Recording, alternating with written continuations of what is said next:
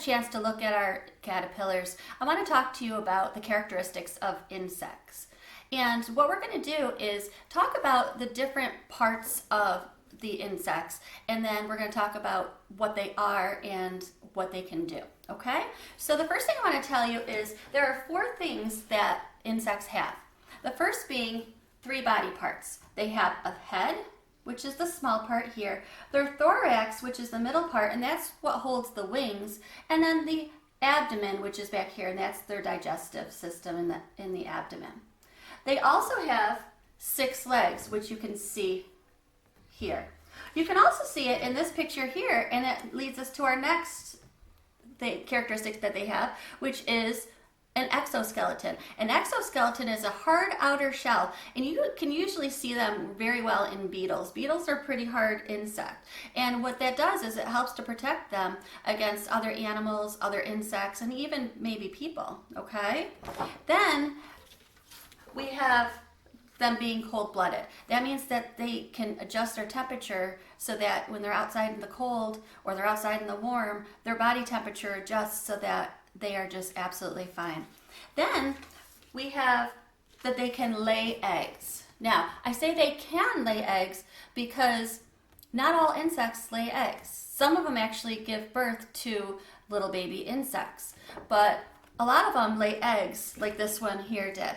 And you can see this picture is blown up a bit. And the reason it is so that you can actually see the eggs, because eggs are actually not much bigger than the tip of this pencil, okay? And all of the insects generally have these characteristics. Now, it's interesting because our caterpillars are going to turn into butterflies. And we've been taking a good close look at our caterpillars, and our caterpillars don't look anything like a butterfly right now, correct? So what happens to them? Well, we know they go through metamorphosis, which is, again, they're going to morph, they're going to change. So they change what they look like. And believe it or not, there is only a few insects that go through metamorphosis. That's flies, butterflies, moths, and actually bees go through metamorphosis. When they're born, they do not look like what they're going to end up looking like. So it's really interesting to see. So what I want to do is I want you to hopefully get outside over the weekend, and I want you to be able to check out some insects. They actually have at the dollar store some little bug catchers. So they're like little containers, and they have a little magnifying glass on them. They have little tweezers that come with them so you can pick up some insects. You put them in your little bug, I call it a bug hut.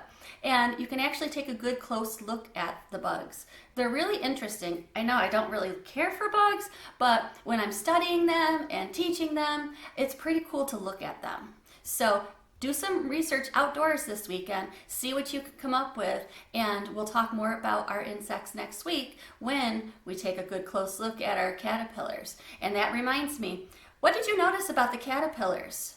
Did you log anything in your journals where you can draw where you've been drawing your pictures of what they've looked like? So we looked at them a week ago when we got them, and then we looked at them one other time where you could have drawn a picture of them. Now you have 3 more days worth of looking to do and recording. And you'll notice that our caterpillars are getting longer, but they're also getting fatter.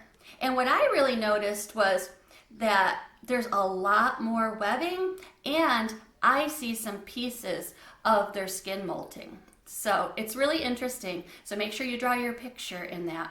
All right, we're going to end with a little joke. Are you ready? Here we go. Why are A's like flowers? Do you know? Because bees come after them. I'm going to leave you with that.